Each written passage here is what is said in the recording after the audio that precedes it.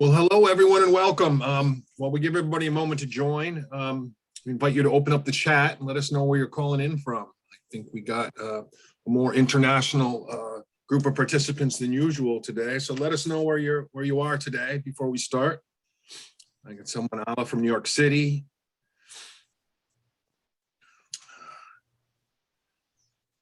Albany, we got some New Yorkers. It's California. New Haven, Connecticut, Brooklyn. Hello from Minnesota. Hi, Catherine.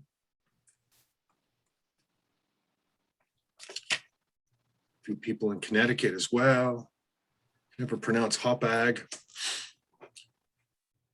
South Carolina, thanks for joining.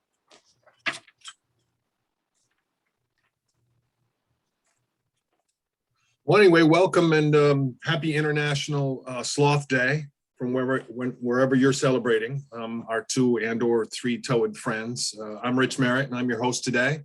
This webinar series is brought to you by the Audubon State Offices of Connecticut and New York, whose mission it is to protect birds and all the places that we need in our forests, on our coast, and across local communities.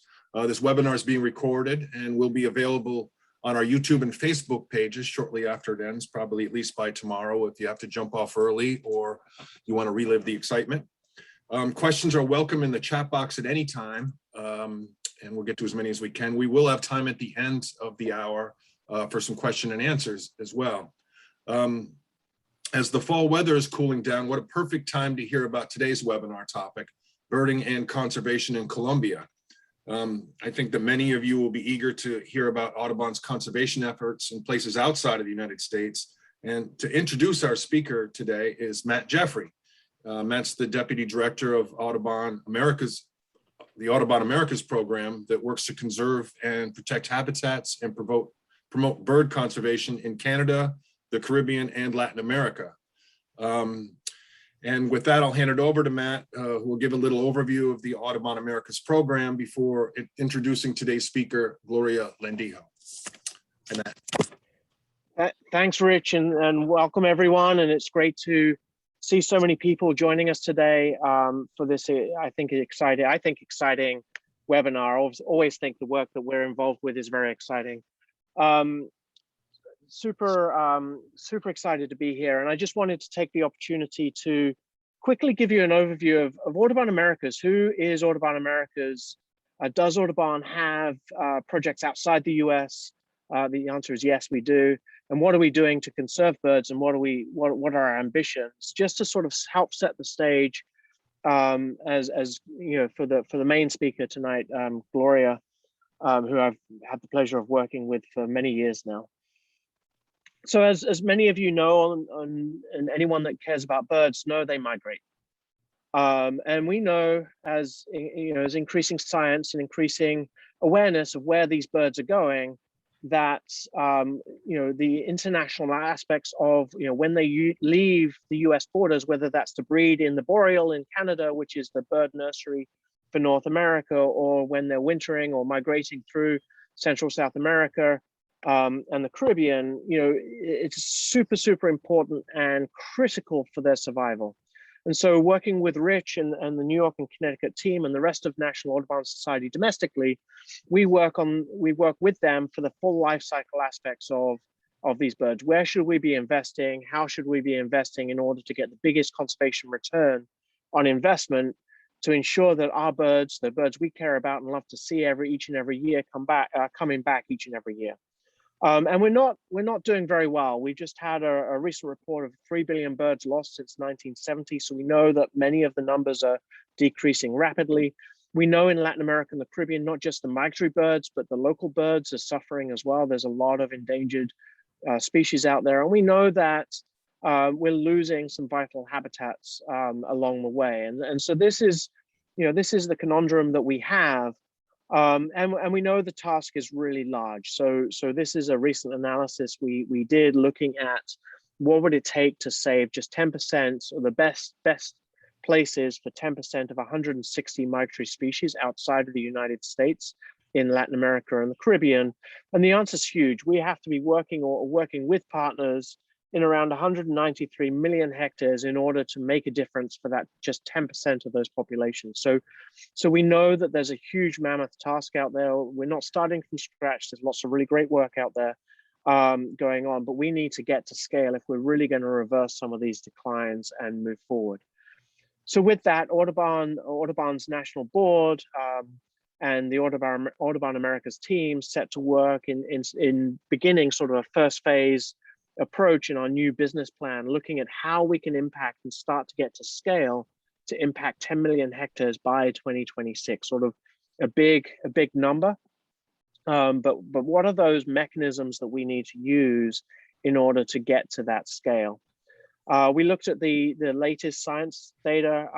We evaluated different countries. We looked at the ecological criteria and then looked at the feasibility assessment, sort of how easy is it to work in these countries? How sustainable is the conservation efforts that we put in? And we came up with essentially 12 countries there that we need to be working in. And the ones highlighted, Canada, Colombia, Mexico, Panama, Chile, are sort of the ones we're really going to focus on in this first 5 years, that we can build robust programs that we can then grow to those other countries and eventually all countries, all 25 countries in the Americas. But we need some really solid grounds to stand on to move forward. And then within those countries, we're not just looking at, okay, we need to work in Colombia. We're looking at where are those most important sites within Colombia that's going to have the biggest conservation benefit, bang for the buck, so that we can really focus our efforts and move forward. And Gloria will talk more about the examples in Colombia very soon. So basically the business strategy that we'll happy to share with you looks at 4 big strategies that we want to really launch over the next couple of years and really dig deep and give us some really amazing prospectus on moving and saving birds internationally. One of them is our protected area strategy, which we're calling Conserva Aves. Essentially, we're looking to create 80 to 100 subnational protected areas covering up to 2 million hectares across 5 countries by 2027. And what we're not looking at national protected areas, we're looking at subnational protected areas. So similar to your state parks and municipal parks, like in the States, we're looking at this sort of subnational level, so that we can really move forward often much quicker, and we can create sort of interesting sort of NGO, government, and private sector partnerships around this process. It's a great opportunity for us to work closely with our colleagues at American Bird Conservancy and BirdLife International. And we're bringing on board something called REDLAC, which is the essentially association of foundations across Latin America that support biodiversity conservation, investing billions every year. So we're super excited about this. We're currently in the seed funding. We're in the structuring phase. We're looking for the large donors to create the funds that would allow this to move forward. But we're getting pretty close. We've got some exciting work. You're going to be hearing a lot more about this as we move forward. We have our working lands or regenerative agriculture efforts, really, and Gloria will dig more in on this, but essentially, how do we take once forested lands that have been clear cut for cattle ranching and put trees back in those landscapes, so that we can create canopy and create access to for birds and biodiversity by planting more bird-friendly plants that produce food and shelter for our migrant birds, but also the resident birds throughout the year. It also has strong, obviously, climate mitigation impacts and water security impacts. So we're super excited about this, and really, we're not going to be planting, we're not the ones that are going to be planting trees everywhere for cattle, although we will do some of that. But it's really, how do we insert birds as the indicators of the progress of that activity? How do we think about Audubon's plants for birds here in the US, but put it in the agricultural landscape, and then scale that so that we can be impacting millions of hectares of habitat for birds as we move forward. We're looking at coastal resilience, very similar to what we do here in the United States, but again, looking at where the most important places for birds are, like our demonstration project here in Panama, and then looking at different angles of bringing larger sums of money to support the conservation actions. And so in Panama, as our demonstration project, we have a $3 million investment by the Inter-American Development Bank, but it's around blue carbon. It's about carbon mitigation and climate funding. But the benefit of all of this work is going to be the birds. And so we're super excited about that. And we're super excited about looking at market-based mechanisms around some of the infrastructure needs that the humans are going to need in Latin America and the Caribbean over the next decade, and seeing how we can create green infrastructure to support birds. And finally, we have a strategy that is really, how do you build that constituency like we have, like all of you here today? We have a constituency that cares about birds. How do we continue to build that in Latin America? And how do we really kickstart the sort of advocacy process locally so that we can move birds into national policy plans and greater funding mechanisms to, again, really help get the conservation efforts to scale. We're doing this through national bird conservation plans to begin with. We have one ongoing in Colombia and one ongoing in Chile right now. We're advocating for benefits for birds. We're also looking at economic and cultural value for birds. So Gloria is going to dig in a lot more to the tourism aspect of this today, where we're really looking at bringing jobs and economy to rural communities through bird tourism as a way to promote conservation. And then we're also increasing our communications internationally, not just here in the United States, but really thinking about how we can engage and impact people in Latin America and the Caribbean and Canada. And we'll create case studies around some of this so that we can again engage a broader constituency of people. So with that, and hopefully I didn't waffle on too much, but I'm extremely pleased to introduce to you Gloria Latijo. She's been working with us since 2014. She's got over 18 years of experience in Colombia working on engaging communities with conservation agendas. She's also Audubon's Christmas bird count coordinator for the country and has done that way before she worked with Audubon for many, many years. And I'm surprised there's not more gray hairs there, Gloria, because that's a huge undertaking in such an amazing country. But without further ado, I'm going to stop sharing and hand it over to Gloria. Thank you, Matt. Okay. Hopefully you're seeing my screen.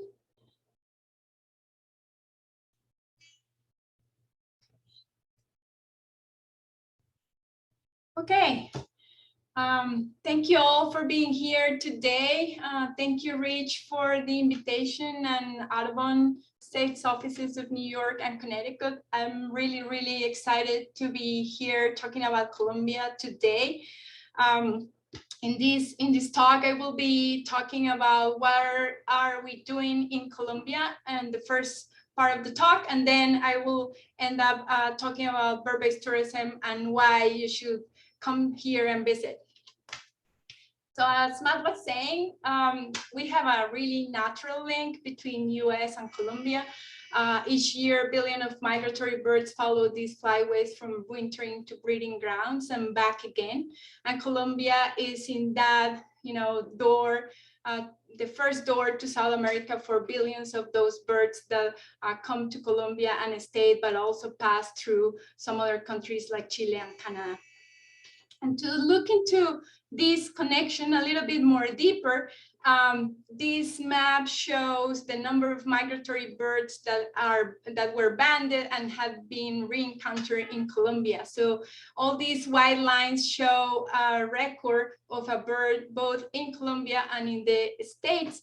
And you can see it's a little covered by this part here in the yellow, but those are the areas where more birds are found, and they are especially in Colombia, in the Pacific coast, the Andes here, and the Caribbean coast. So we really have a deep, deep connection, and it's amazing to see where these birds go every year, completing their full life cycle in countries like Colombia. So besides of that connection, we also work in Colombia because it's the #1 country of birds in the world. We have almost 2,000 bird species, almost 200 are migratory, and yes, we count them as our birds because they are our birds too. We have 83 endemic, almost 200 near endemic that are shared between 2 countries mainly, and all of that accounts for around 20% of all bird species currently living on Earth. So I think those are pretty good reasons to work in Colombia, right? So why do we have so many birds? Colombia is located in the northeast part or tip of South America. So in Colombia, the Andes that are coming from the south here in Ecuador, they arrive to Colombia and they split in 3 mountain ranges or cordilleras, where we call it in Spanish. So we have the western one, the central, and the eastern one. So this is part of mountainous change that goes from the southern part of South America to Colombia. But we also have the Sierra Nevada de Santa Marta, which is this triangular mountain here in the Caribbean coast of the country, which is full of endemic birds because it was isolated from the Andes millions of years ago. We also have the Pacific coast, the Caribbean coast, the Llanos, which are grasslands and natural savannas, and also the lowlands of the Andes and the Amazon. So these account for a lot of biomes and habitats that are very distinct and account for a lot of bird species. But one of the main reasons that we have so many birds are these 3 mountain ranges that where evolution happened and bloom with tons of species that are present in this area of Colombia. So as Matt was saying, we have 4 strategies, and we in Colombia are working in 3 out of those 4. So the first one is the working lands strategy. Then we have the protected area strategy called Conserva Aves, and then the building a constituency strategy that we work in Colombia. So in the working lands strategy, we are working in the Cauca Valley. That's the valley between the western and the central cordilleras. That's an interandean valley, what we call it. It goes from pretty much 3,000 feet to 13,000 feet. So it's a flat valley in the south of Colombia. And there we have prioritized this place because it is a place of high contribution for bird conservation, but also high threat. And the idea here is to promote and implement bird-friendly practices to 1 million hectares of productive lands.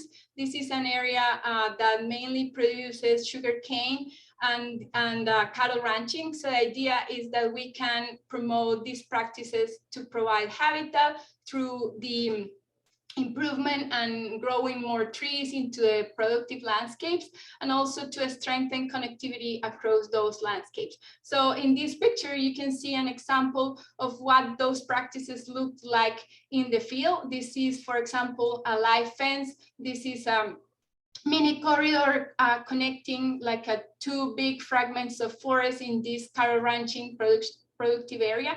So those are the ideas of things that we want to include in these productive areas and to promote these bird-friendly practices.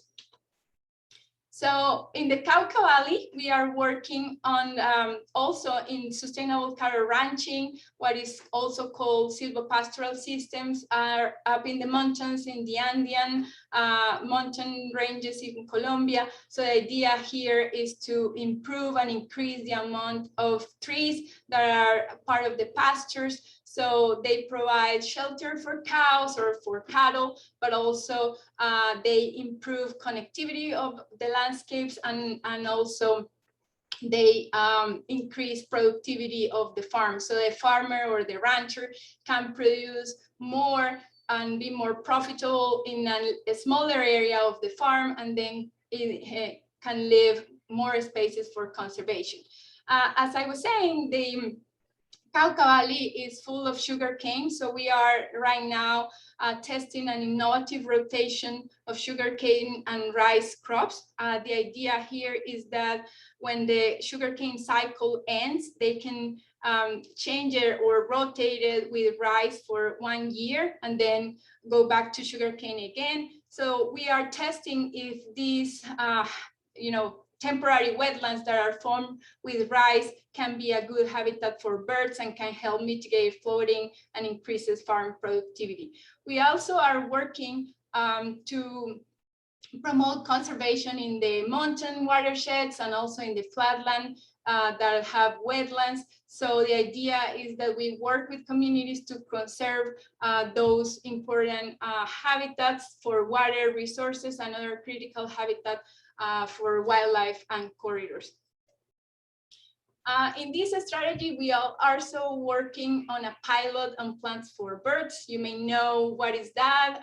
Pretty much is a database of plants that can be grown to benefit birds in the States. So the idea is that we want to adapt this model to Colombia and create a database of which plants to grow that provide shelter and food throughout the year. So the idea here is that we can have this pilot for productive areas in the Cauca Valley and also for 3 major cities in Colombia. And this will be really, really important for informing infrastructure investments that the cities want to do, for example, for green spaces or parks, but also for farmers and producers that what they can grow in their farms that can help birds and biodiversity. The second strategy that we are working on is the protected area strategy called Conserva Aves. This is pretty much a partnership of several institutions and organizations, as Matt said. The idea with this project is to catalyze the protection of at least 2 million hectares of important bird areas or key biodiversity areas for migratory and endangered birds.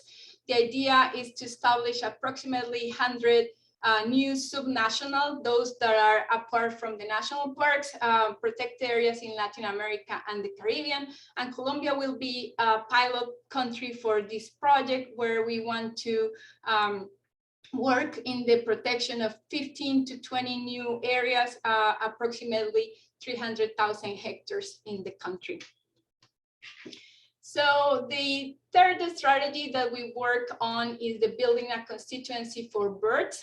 Within this strategy, we have like 3 main programs: the national strategy for bird conservation, the conservation agreements and education, and also bird-based tourism. So the national strategy for bird conservation was a strategy that was first developed in the year 2000 by a group of ornithologists and academia. And the idea of this strategy was to protect habitats that were at that time endangered for birds, and also to establish a connection between people and birds. 20 years later, since last year, Audubon and partners are updating the strategy as a foundation for national policies. So the idea is that we have evaluated what happened in these 20 years of the first strategy, and we have come with several ideas on how to improve that, but also that this strategy can become a national policy, and other sectors, not only academia or conservation agendas, is part of the strategy, but also other economic sectors that can have a very big impact on bird conservation. So we really want to integrate Colombia's economic, social, and cultural landscape with effective conservation of important habitat for birds and other wildlife. So the second project or program within this strategy are the conservation agreements, which are community projects that we help the communities that we work with to design and implement. And the idea is that these projects can respond to threats to birds in their own territories. So we help them with funding to implement these agreements, that mainly deal with improving conservation of key habitat for migratory and local species. They work on promoting restoration, and that includes setting up nurseries and planting trees and selecting the sites that they're gonna put into protection in their own farms and territories.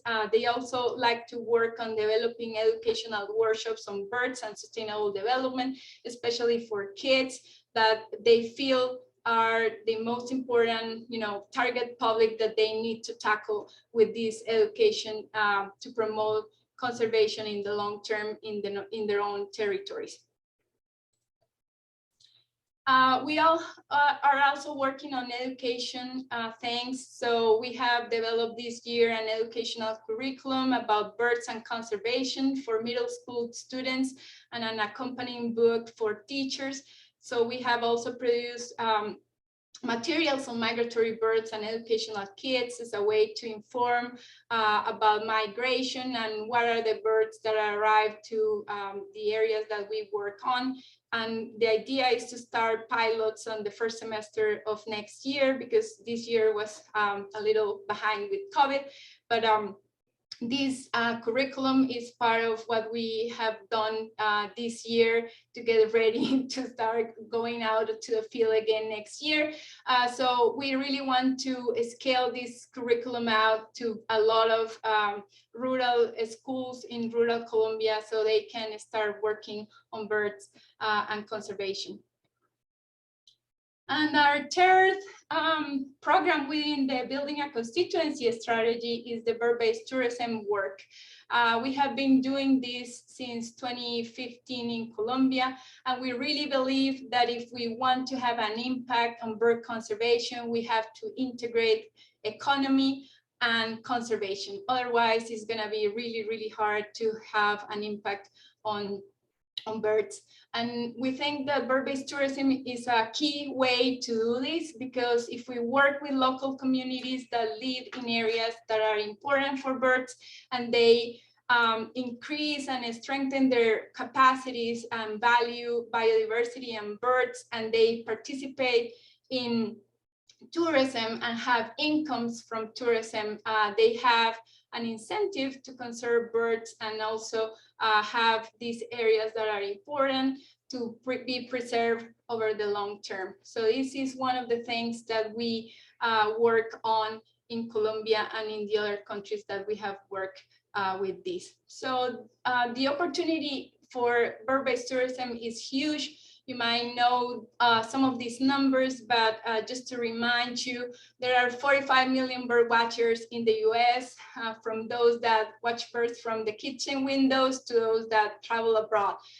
This is a really, really big industry. We know that approximately 16 million people travel abroad from the US to watch birds in other countries, and those travels account for almost 12 billion trip-related expenditures. And this is, of course, before COVID, but we really need to start measuring this. So this is a huge opportunity for countries like Colombia, where we have a lot of birds and a lot of potential, and we really need to get prepared to receive tourists and to have a way that can, preserve birds, but also improve economy.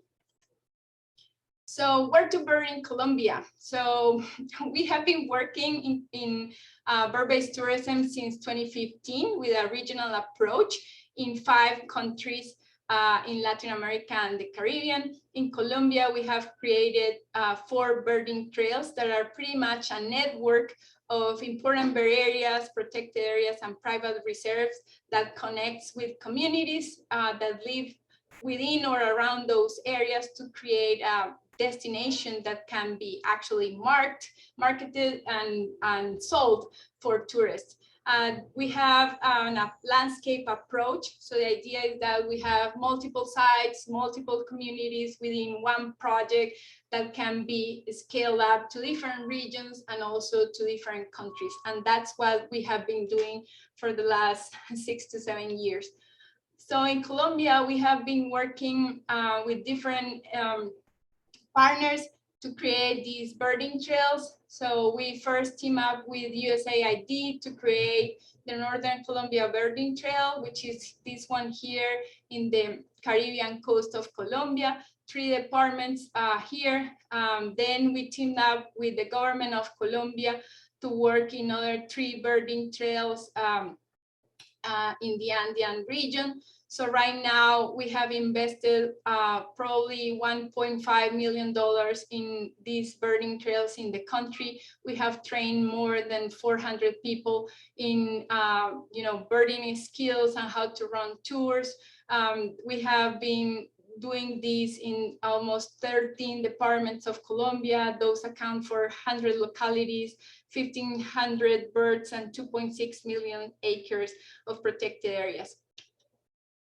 So I'm going to tell you a little bit of each one of those and give you an insight of what you can find there. The Northern Colombia Birding Trail is this one here. It includes 3 departments in the Caribbean coast, the Sierra Nevada de Santa Marta, which is around the 3 departments. This is the one that is full of endemic birds. Here we have trained 43 local guides. These are 5 sites that are part of the birding trail, but there are more sites that are part of the trail right now and getting ready to be part of it. Almost 800 bird species impacted, 25 of them are endemic. This is the birding trail with the highest number of migratory birds, 110, 4 critically endangered and 12 endangered birds. This is our connection with this trail, the Eastern kingbird, bird that arrives to Colombia through the Caribbean coast, a species that is in decline and completes its full life cycle here in the country. So that's one of the connections. And some of the local birds are the vermilion cardinal, a cousin of the northern one, a near endemic bird shared by Colombia and Venezuela, the Orinoco saltator, another near endemic, the Santa Marta parakeet, the endemic parakeet of the Sierra Nevada de Santa Marta, as well as the yellow crown whitestart. This one is the Perijá Tisseltail. The Perijá mountain range is the northern tip of the Eastern Andes in Colombia and goes to the Caribbean coast. So this is a very unexplored area that has opened some really few years ago and is full of endemic birds and really rare species that nobody knew before. The second birding trail is the Central Andes one. This one is a really small area that we in Colombia known as the coffee triangle, because this region is pretty much about coffee. So these places have a lot of endemic birds and people that have been working with birds and creating places to bird watch in this region. This is one of the most advanced areas in Colombia for bird watching. There we have trained 63 local guides, 21 sites, 800 bird species that are part of this trail. This area is really interesting as it has a little bit of the Western Andes, the Cauca Valley here, the Central Andes, and the Magdalena Valley. So it has a lot of diversity on birds, of which 29 are endemic, 57 are migratory, 3 are critically endangered, and 13 are endangered. This is our connection with this trail, the Canada warbler, and species in decline. Really common in the Central Andes birding trail because it uses the mountain ranges of coffee growing gradient. So it's important for this bird to preserve forested habitats or shade-grown coffee habitats, because these are the places that they use when they come here to complete their full life cycle in Colombia. Some of the local ones are this endemic and threatened golden ring tanager. This one, which is the brown banded ampira, which is endemic of only those 3 departments in Colombia and nowhere else in the world, and very threatened. This is the Buffy helmet crest, hummingbird that is, that lives in the Paramo habitat. The Paramo is the the highest elevation habitat that we find in the Andes of Colombia, Ecuador, and Venezuela. Very endangered habitat, full of small vegetation, bushes, and really hairy leaves like the ones that you can see here. The many-striped canastero is also a species that is from the Páramo ecosystem. Those are species that are very vulnerable to changes and will be very vulnerable to climate change because they live in these really cold areas because of the high elevation altitude that they have. This one is the beautiful woodpecker, another endemic for Colombia, but this one is from the Magdalena Valley, the flatlands or the lowlands of the Magdalena Valley, also endangered and really, really pretty bird. The third birding trail is the Eastern Andes one. As you can see, this area is huge. It covers 4 departments and also the Bogotá, the capital of Colombia. In this region, we have trained 175 local guides. This trail comprises 48 sites and almost 1,000 species, a lot of migrants, and several critically endangered birds. And the cerulean warbler is one of the connections we have with this region. This species is also in decline, as you may know, pretty much because the wintering grounds in places like Colombia have decreased forested areas. So they really use here shade-grown coffee, the trees and the canopies of shade-grown coffees in the eastern region of Colombia and other areas in the Andes too, but those places are important, and that's why it's really, really key that we work with producers in productive areas where they can, start promoting bird-friendly practices that can help these birds. Some of the local ones are this one, the white-mantled barbel, an endemic one from the Magdalena Valley. This golden crown tanager, near endemic bird that is part of this birding trail. The indigo cap hummingbird, an endemic for Colombia. Also the Apollinaris wren. This one is really, really endangered right now. This is a wren that lives in the wetlands of the Bogotá region, the capital of Colombia, that has been, really, really threatened because of urbanization and desiccation of those wetlands. And this is the velvet front euphonia from the Magdalena Valley. This one is endemic to Colombia also, and is the logo of the birding trail. And the fourth birding trail is the Southwestern Andes. This is probably my favorite. 3 departments here, very interesting because they have the Pacific Coast, the Cauca Valley, the Western Cordillera, and also the Central Cordillera. So a really, really diverse region, and that's where we are working right now with the working lands strategy in the Cauca Valley. There we have trained 125 local guides.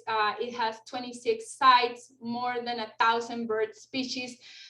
Here you can find Cali, which is the biggest city where you can fly from the US directly, and 1 hour drive, you can go to really cool places to see a lot of birds. This is our connection with this trail, the Swansus Thrush. Also in decline, also arriving to mountainous areas of Western and Central and Eastern Andes too, but this is a bird that you can easily find in this region. Some of the local ones are this toucan barbet, which is a really cool bird that we share with Ecuador, but you can see easily close to Cali, 1 hour drive to that city. You can just go and see these birds. This is the shed-nut wood quail, an endemic bird from Colombia. Now you can just go to places that have feeders, so you can see this bird there, because otherwise it's almost impossible. This is a land of tanagers, so if you are like me that love these birds, this is the place for it. It's really, really cool because you can find the tanagers that are from the, the Andean part and the mountainous part, but then you can find also ones that are from the Pacific slope of the Western Andes. So it's like a place where you can find tons and tons of these colorful birds that I really, really love. This is another one, a fruit eater that is really, really rare, but you know, really cool to see. And dusky-headed chloropingus that is not endangered, but I think is so cool because it has a really taxonomic puzzle on it. So researchers have been doing research with this bird for a long time, and it has separated in several species right now. So that's pretty much what I have to say. Just an invitation to come and visit Colombia, engage in trips. This will help communities, but also your birds, the birds that we share. You can volunteer for educational activities. These local guides and the communities that we train and work with, they really need English skills.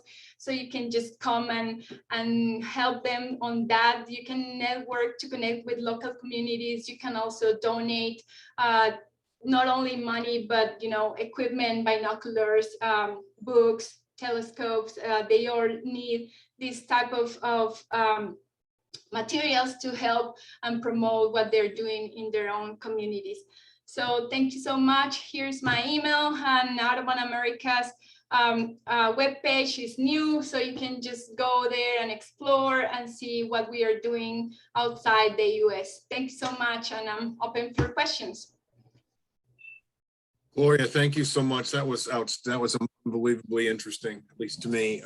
And plus, I really want that tanager mosaic that you showed up a few slides ago. That was quite beautiful. Those birds are remarkable. All right, everyone, the floor is still open for questions. Please put any questions in the chat. We'll get to as many as we can while we're going. I got one for you, Gloria, I think. Actually, it might be two based on, I just got another question that's sort of related. Someone asked, like, how might someone plan a trip or tour to Colombia, and are there any resources you could recommend? And then the other part is, like you just mentioned, how might one volunteer? You mentioned that as a possibility too when they got down there. So about traveling to Colombia, we have a partnership with Holbrook Travel. They do trips to Colombia within a program called Flyway Expeditions. So you can check online the Holbrook webpage that I think is going to be shared on the chat. So that's one of the recommendations we do. We can also help you guys if you write directly to you know, give some recommendations of places. We don't do trips, but we can recommend places. So, and communities, if you want to volunteer, if you want to come and volunteer with communities that we work with, you can write directly to me to give you some recommendations on that. Excellent, thank you. Matt, I got a question for you. Gloria's been talking about bird ecotourism in Colombia since 2015. I know Audubon's been involved with some bird ecotourism throughout Latin America since before that. Do you have any examples of how local bird-based tourism has actually led to conservation impacts? Yeah, thanks for that, Rich. And sorry for the dog barking in the background, but essentially, yes, we in the Bahamas, we did this very similar program on the island of Andros, and the community support has done three things. One is it helped us secure the protection of the Jolta Keys National Park, which supports about 10% of the wintering piping plover population. So piping plovers from your beaches in New York and Connecticut are wintering on this place in the Bahamas. And so we were able to secure 92,000 acres with the support from the guides that were trained. The second thing they did, which was really impressive, was they started to advocate for the environment. And so they did two things. One is they were able to translate the teachings that they got from Audubon and from our partner there, Bahamas National Trust, and teach their peers about the impacts and the importance of the environment.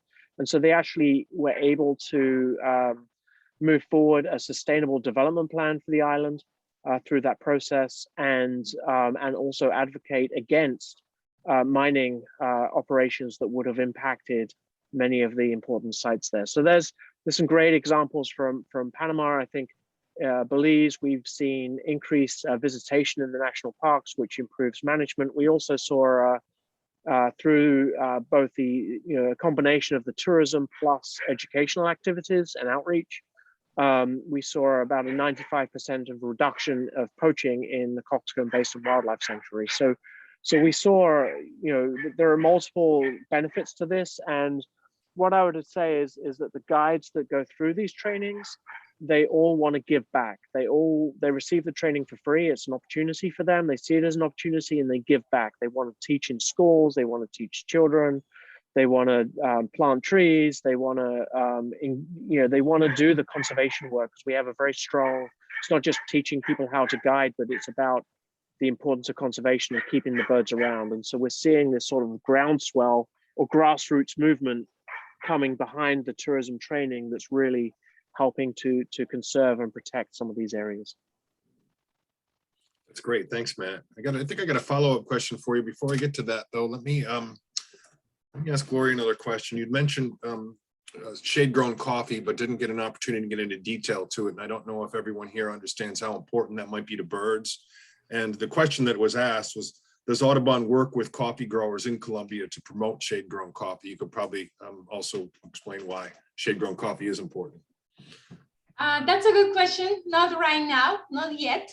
Probably the idea is to get involved on that. I think I used to work for the Coffee Growers Federation a long time ago. And I think the politics within the federation have changed a lot.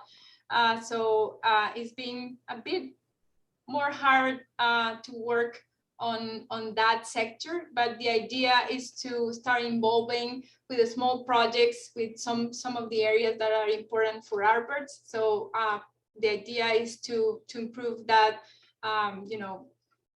partnership and start working on that in the near future. Great. And then can you talk a little bit more about volunteer work? I know that's a follow-up from your previous question too. But. Sure. We have part of the trips that we've had from Holbrook Travel, they usually go to some of the communities that we have worked with in some of the places that they offer trips. So they really like to go and visit projects and things that we've done. So for example, you can ask, or if you organize a trip from your chapter or some of the people that usually organize trips, you can ask for the tour operator to put or include a day or 2 days to visit some of those projects, and you can just go and have connections and network with the people that we have worked with, the local guides. Part of what we ask is that you support the local guides that we train and the projects they do. Somebody asked about resiliency. So people just not only depend on tourism, but that's part of what we have done with these projects is what they can do. They can have bird-based tourism as a complementary income, but it's not the only thing that they do. They have farms or territories where they do conservation projects, they promote education, they do field days, they have nurseries, and they can sell trees. So part of the work we do is to help these communities empower and get more capacity to work in different aspects of conservation, bird-based tourism being one of those. So if you want to volunteer, you can contact us. We can, give you ideas of what you can do. We have also had in the past like virtual training. So if you want to volunteer, you just don't have to come here if you don't want, or you can. So you can just volunteer helping them with virtual trainings on English, on how to use a camera, photography, how to edit videos. There are so many things that they would like to get trained on, and people can help volunteer. So just reach out and we will give you some of the ideas that we have. That's thank you, Gloria. And another question for you too, Gloria. What's the best time of the year to come to Colombia? And that might vary by region, and Yeah, it varies by region, but probably the season for bird-based tourism is starting right now, November to March. This is probably the best season to visit because the migrants are here, and also probably November the dry season starts. So December, January, and February, probably a little bit of March is dry season, so you don't get to get that wet. It always rains, so depending on the area, it always rains. But the dry season is a better time to visit. great. Matt, and other places that Audubon Americas has a presence, then is there an ideal time to visit? Would summer be an ideal time to visit anywhere for those of us that travel during that season? During that season, I mean, I personally think Colombia is year round. Just because you have the elevation, it doesn't get too hot. The problem with a lot of tropical countries is it gets really hot, and you have the really intense rainy seasons. Colombia, it rains a lot, but it doesn't put you off for the day, like it's just normal, right? So you get to see some amazing birds all year round, and just more of them when the migrants are there, and you just have to deal with the weather. The other countries, again, it really depends what you're looking for. If it's just birds, then obviously the endemics are there all year round. The critically endangered birds are there all year round. You're really looking at weather patterns, rainy season, dry season, making transportation easy. I personally like traveling in the summer to some of these places because you're seeing what's sort of there year round, and you're seeing you're having different experiences, right? So Belize in the summer is actually really cool because you've got the waters contracting. It's sort of the dry season, and there, you got ponds of big flocks of jabiru storks and wood storks and stuff like that. So just different experiences, right? It's not all the migrants there. There's not as many species, but you have these local species that they're displaying in different ways. So it's really about what you can put up with. Colombia, because you've got the elevations anywhere in that sort of tropical Andes belt, you've got the elevations, and you've got the endemic species, so you're going to have good birds there the whole time. And because you've got the elevations, you can get out of the heat, get out of, there's lots to choose from for the different types of weather patterns that you see. So I just got back from Colombia, and I did 10 days in Panama, Colombia. Other than having to wear a mask, which was mandated when you're outside, I felt very safe. The hotels and the restaurants and everyone is working really hard, much better than the US, to be absolutely honest with you, for trying to control COVID. Vaccination rates are good, but they're not. Panama's excellent. Colombia is struggling a little bit, but that's not because people don't want to take the vaccine. It's because they don't have enough of it. So most of the countries we're beginning to visit, and all these countries are opening up now. It's actually, I think it's safer than the US. Like I went to Las Vegas for anniversary just before I went to Colombia and Panama, and I felt much safer in Colombia and Panama than I did in Las Vegas from a COVID point of view. Well, I always feel safer almost anywhere than I do in Vegas. Matt, I know it's the idea of flock to a bird, or the idea of flocks of jabiru storks is very exciting. So thanks for that vision there. Gloria, another question for you. The trails on the the birding trails that you're talking about in Colombia, are they steep trails or more gradual walking, or are there opportunities that cater to people of all physical capabilities? Sure, there are better places than others, of course. Places that are up in the mountains are harder to reach. So you need like a special 4x4 vehicles. Sometimes the roads are not great, but you can go. People with disabilities can have a great time in some of those places. Where you can bird from the car, so that really works. I mean, I think we have a lot of work to do, but there are places that more and more right now are getting ready to receive people with disabilities. Thank you. Well, we only have time for about one more question. If anyone has a burning question that we haven't gotten to, please let us know. I'll put in the chat email addresses you can send them to. We can get them to Gloria and or Matt, and we'll get back to you at its time. And yes, to clarify too, we've been talking seasonally. We've been talking when we said summer, I was referring to North American summer, although that differs when you get to South America. And I think the equator goes through Colombia at some point, doesn't it, Gloria? So we're darn close. I don't know. I'm not sure of that. I'm not sure if that should be a question, but the equator's right about there. I think it's just south, right? I think it's Ecuador. So yeah, that southern area. You're almost Hence the there, name Rich, Ecuador. but no beer for you. Sorry. All right. Last question, Gloria. Maybe this is a Homer question for you, though, but I've heard many times that Ecuador has the most bird species in the world. I've also heard that the country that has the most bird species in the world is Colombia. Do you have an opinion on the matter? Oh, that's always a fight. We have more species in Colombia than Ecuador. Ecuador is really, really small.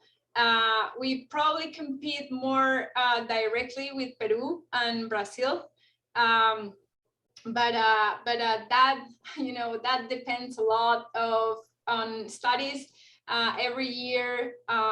You know, with new DNA techniques, they can, you know, separate a species taxonomically that were one species before, so then they split in 3 or 4 new species. So that's a process that happens every year with science, you know, working on birds directly. So I just heard that probably Brazil is gonna come up to surplus with more birds than Colombia, but they haven't published that yet. So until that is not published in scientific papers, you cannot count with it, you know. So at least for now, we are still #1. Yeah, it's probably Bolsonaro just making big stories. All right. Anyway, that's all the time we have. Thanks everyone for joining us today. I hope you can join us for our next webinar. We'll be on November 17th as New York City Audubon's Dr. Dustin Partridge will present on urban green roofs for bird conservation. Thank you so much again, Gloria and Matt, for joining us and taking the time to talk about the spectacular birding and bird conservation in Colombia and getting us all excited to be traveling again. Thank you so much. Thank you all. Thank you. Bye-bye.